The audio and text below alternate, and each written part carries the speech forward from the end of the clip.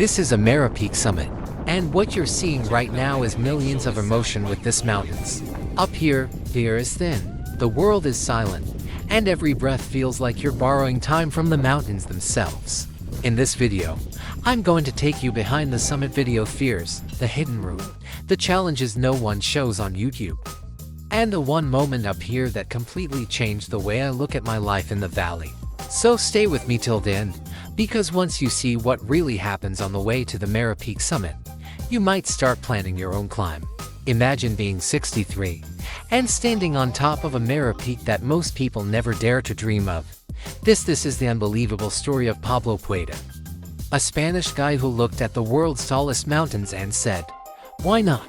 But trust me, you've never heard a Mera Peak story quite like this. It's emotional, it's funny, it's painful, and it will make you want to chase your own mountains. I just wanted to know if my heart could still surprise me. Pablo wasn't a professional climber. He wasn't an athlete. He was a businessman with more stories than muscles, and he decided he had one last chapter to write. Mera Peak, 6,476 meters. So without further delay, let's begin the journey from Kathmandu to the top. Mera Peak, 6,476 meters. If you're flying to Lukla these days, first, you have to survive this road. Welcome to the legendary drive from Kathmandu to Ramakap. Most agencies pick you up between 2 a.m. and 3 a.m. from Thamel or your hotel. The idea is to reach Ramakap by morning so you don't miss that precious Lukla flight window before the weather closes in. This is a Ramakap airport, ready to fly Lukla.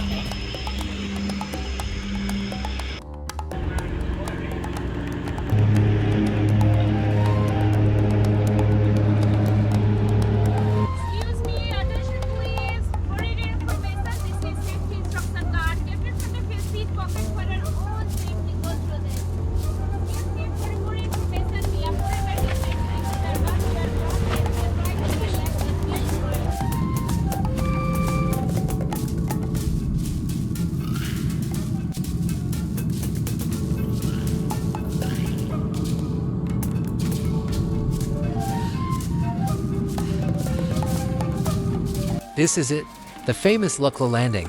No second chances, short runway, mountains all around. And if we make it safely, our 4-hour trek to Paya begins. First things first, we grab our bags, meet our guide and porter, and have a quick tea or breakfast before we hit the trail. And we've reached Paya. This will be our home for tonight. It's a small village with a few tea houses, simple rooms, and basic facilities, but after a long travel day and 4 hours walking, it feels perfect. If you enjoyed joining me from the Lukla landing to Paya village, don't forget to like this video, subscribe, and comment where you're watching from. So tomorrow we're going to village called Pangam.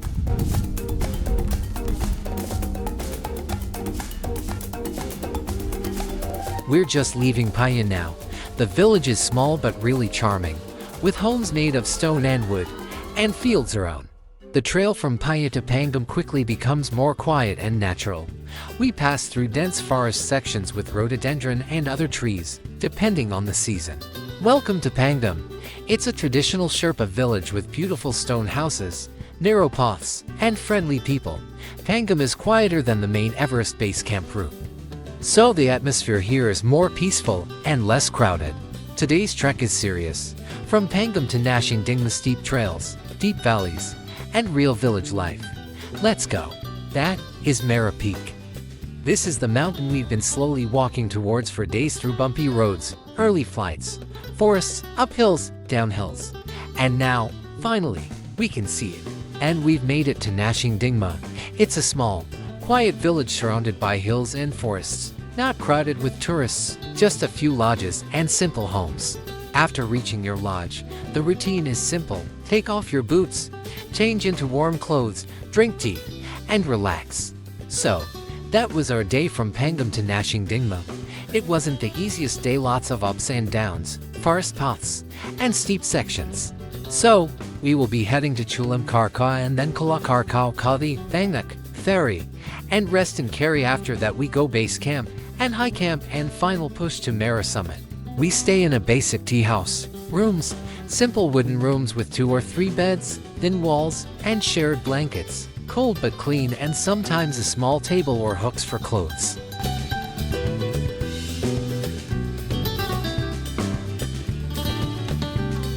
Toilets, shared toilets outside, sometimes a mix of squat and Western style. Some lodges might have attached toilets, but they are still very simple. But the higher we went, the quieter everything became. No cars, no city noise, just the sound of wind, yaks, and our own heartbeat.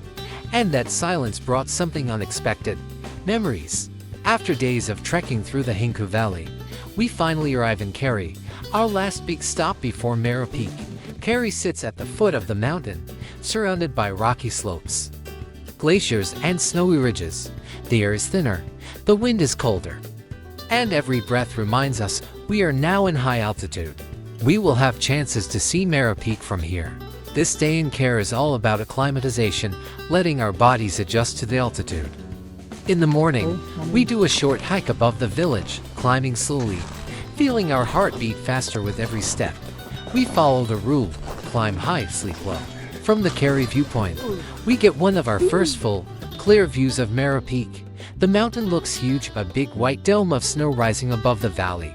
Standing here, we can see the route we will take up the glacier, across the wide snow slopes, all the way to the summit ridge. It feels exciting and a little scary. This is the moment where many of us quietly ask ourselves, can I really stand on that summit? Back in Khare, the afternoon is for training with climbing gear. Our guides lay out everything on the ground: harness, crampons, scythes, helmet, carabiners, and ropes. We learn how to put on a harness correctly, fix crampons tightly to our boots, hold and use an ice axe for balance and self-rest, walk in a rope team safely across the glacier. We leave Khare and climb towards Mera Base Camp. The trail starts with a steep, rocky climb up the hillside and short walk to the base camp, and we're able to see Mera Peak on the way. Slowly, we reach the edge of the Mera Glacier.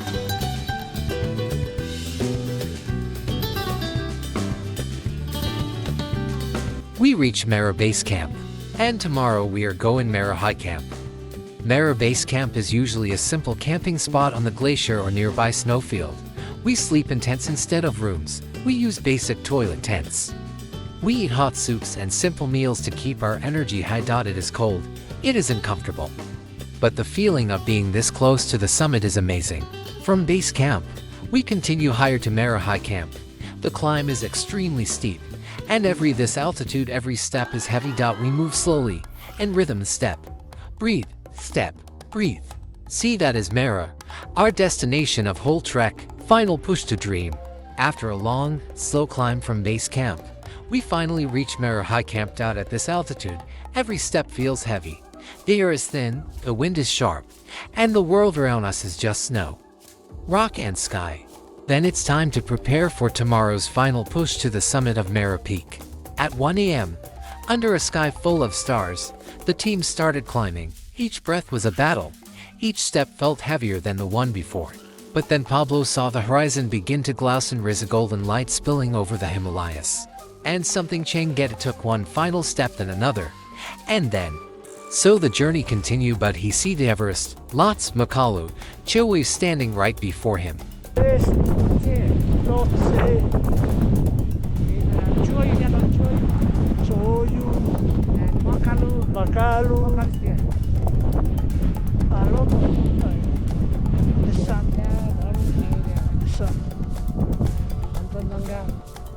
He reached the top of Mera Peak, 6,476 meters. It wasn't just a summit, it was healing. It was proof that age doesn't decide your story, your spirit does. Mera Peak isn't only for elite climbers, it's a trekking peak perfect for adventurers who want something challenging but achievable. Mini climate to prepare for bigger dreams. Even Everest. That it's never too late, never too hard, never too impossible to climb the mountain inside your heart.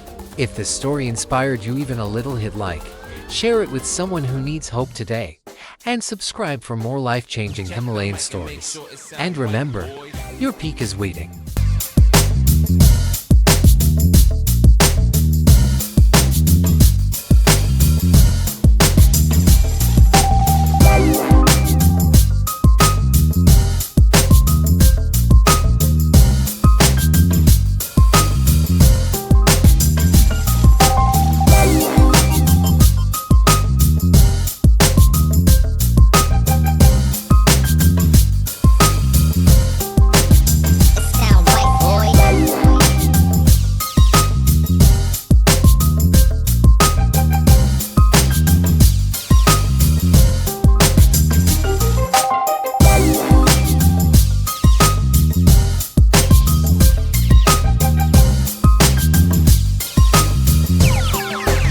It sound right, boys.